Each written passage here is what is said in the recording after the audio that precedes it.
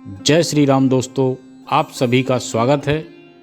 और आज मैं आपको फिर लेकर आया हूँ एक और नई कथा के साथ। जैसा कि आप सभी जानते हैं कि कल यानी 7 सितंबर 2024 को गणेश चतुर्थी है और इसकी मैं आपको संपूर्ण कथा सुनाने वाला हूँ। 2024 का यह पावन त्यौहार भारत में मनाए जाने वाले सबसे महत्वपूर्ण त्योहारों में से एक है। गणेश चतुर्थी को विनायक चतुर्थी व गणेश उत्सव के नाम से भी जाना जाता है। हिंदू पंचांग के अनुसार भाद्रपद मास की शुक्ल पक्ष की चतुर्थी तिथि को गणेश चतुर्थी का पावन उत्सव मनाया जाता है। इस वर्ष गणेश चतुर्थी 7 सितंबर 2024 की है। इस दिन शनिवार है। हिंदू धर्म के पंचांग के अनुसार गणेश चतुर्थी की शुभ तिथि सोमवार 6 सितंबर को दोपहर 3:01 से शुरू हो जाएगी और 7 सितंबर 2024 को शाम 5:37 तक समाप्त हो जाएगी। गणेश जी को ज्ञान, बुद्धि और सौभाग्य का देवता कहा जाता है।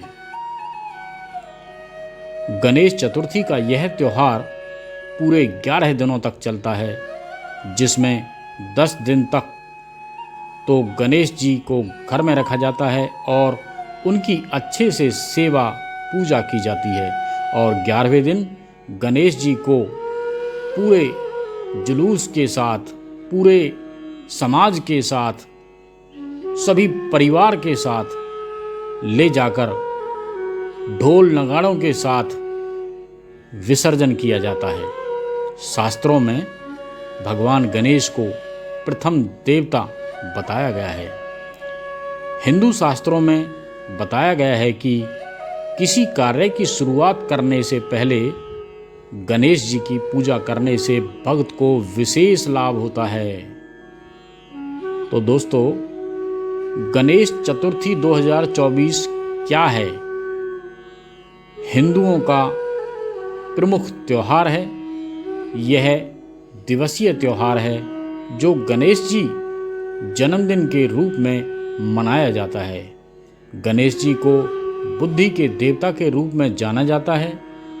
किसी भी समारोह, अनुष्ठान या पूजा की शुरुआत करने से पहले गणेश जी की पूजा की जाती है, क्योंकि शास्त्रों में गणेश जी को प्रथम देवता बताया गया है।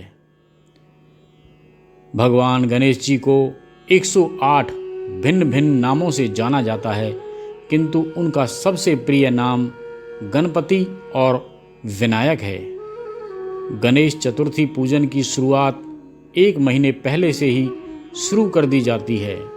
यह उत्सव लगभग 10 दिनों तक चलता है, जिसमें एक मिट्टी की गणेश जी की मूर्ति को घर लाया जाता है।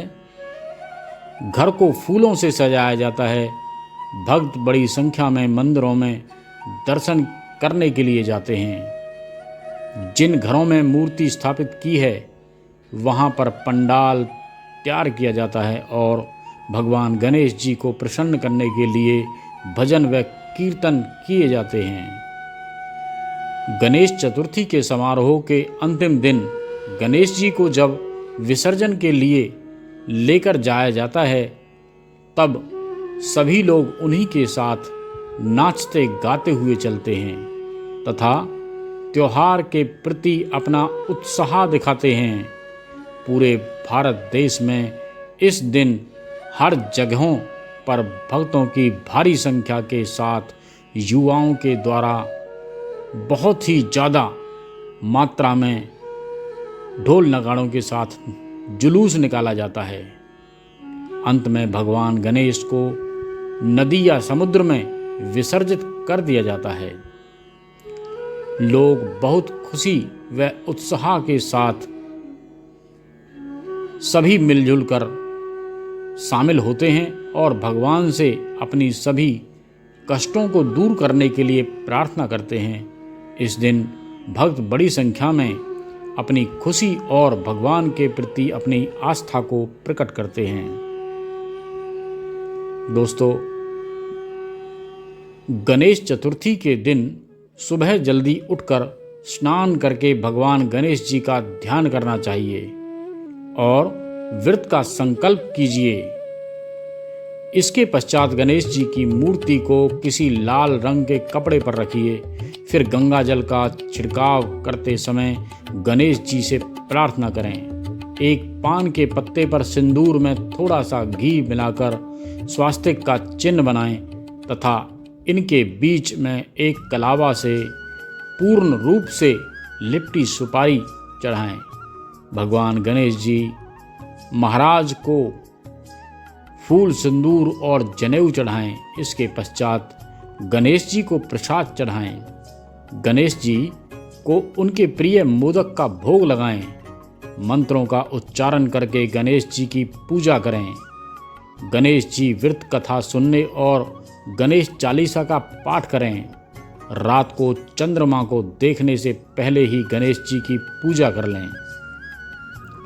पूजा संपूर्ण होने के बाद सभी को प्रसाद बांटें। उसके पश्चात चंद्रमा को देखकर ही अपना व्रत खोलें और भोजन ग्रहण करें। गणेश चतुर्थी के दिन गणेश जी का पूजन करने हेतु गणेश जी की मूर्ति का होना आवश्यक है, तो इस दिन गणेश जी की नई मूर्ति खरीद कर लाएं। इस बात का मुख्य रूप से ध्यान रखें कि आप जो भी मूर्ति ला रहे हैं उनकी सूंड दाईं ओर हो। इस दिन गणेश पूजन गणेश जी की मूर्ति से ही होता है, किंतु यदि आप किसी परिस्थिति के कारण मूर्ति लाने में सक्षम नहीं हैं तो सुपारी को गणेश जी के स्थान पर विराजमान कर सकते हैं। ऐसा इसलिए है क्योंकि सुपारी को गणेश जी का ही रूप माना गया है। इसीलिए गणेश जी की पूजा में सुपारी निश्चित रूप से चढ़ाई जाती है। जब आप गणेश जी को घर लेकर आए तो शंख बजाकर उनका घर में आगमन करें। वह पूरे घर में गंगा जल का छिड़काव करेंगे जिससे घर की शुद्धि हो जाए। इसके पश्चात गणेश जी को विराजमान करने के लिए एक चौकी पर लाल रंग का कपड़ा बिछाएं। फिर दुर्वा और पान के पत्ते को गंगा जल में डालकर गणेश जी को स्नान करवाएं। गणेश जी को स्नान करवाने के पश्चात उन्हें पीले रंग के कपड़े पहनाएं और कुमकुम व अक्षत से तिलक लगाएं। यह सब कार्य पूर्ण कर लेने के पश्चात गणेश जी का ध्यान करें। ओम गं गं गणपते नमः मंत्र का 21 बार तक उच्चारण करें। ओम गं गणपते नमः।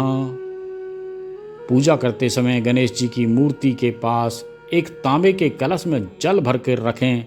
कलश के नीचे थोड़े चावल भी रखिए। तांबे के कलश पर लाल रंग की मौली बांधें। इससे घर में सुख समृद्धि का हमेशा विकास होगा। इस तरह से गणेश जी की पूजा को विधिवत रूप से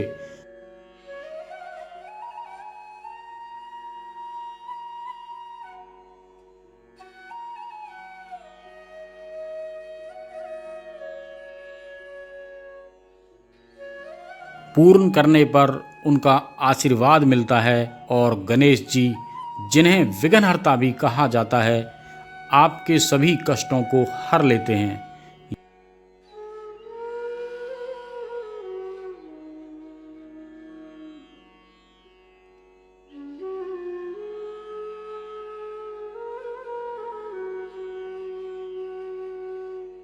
और दोस्तों, अब हम बात करते हैं गणेश चतुर्थी का इतिहास। गणेश चतुर्थी का त्यौहार गणेश जी के जन्मदिन के रूप में मनाया जाता है। गणेश जी के जन्म के बारे में काफ़ी अलग अलग कहानियाँ और तथ्य हैं, लेकिन हम आज सबसे ज़्यादा प्रचलित तथ्य के बारे में बात करेंगे। गणेश जी भगवान शिव और माता पार्वती के पुत्र हैं, लेकिन गणेश जी की माता पार्वती हैं। माना जाता है कि माता पार्वती ने अपने मैल से गणेश जी का निर्माण किया था। एक दिन जब वे स्नान करने गईं तो गणेश जी से बोलकर गईं कि किसी को भी अंदर नहीं आने दें। उसी समय वहां महादेव आ गए। गणेश जी ने उन्हें अंदर जाने से टोका। सभी लोगों के समझाने पर भी गणेश जी नहीं माने तो महादेव ने क्रोध में आकर अपने त्रिशूल से उनका शीश काट दिया। जैसे ही यह समाचार माता पार्वती को ज्ञात हुआ तो माता पार्वती भी काफ़ी ज़्यादा क्रोधित हो गईं और माँ काली का रूप धारण कर लिया। उनके इस क्रोध को देखकर सभी भयभीत हो गए। तब महादेव ने गणेश जी को पुनः जीवित करने का वचन दिया और एक हाथी के सिर के साथ उनका धड़ जोड़ दिया।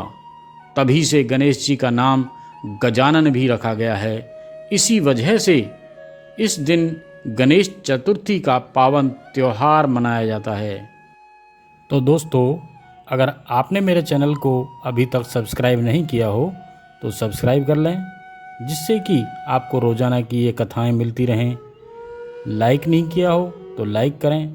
कमेंट्स में ओम श्री गणपतये नमः ज़रूर लिखें, जिससे कि हमारे गणपति जी बहुत खुश होते हैं, प्रसन्न होते हैं।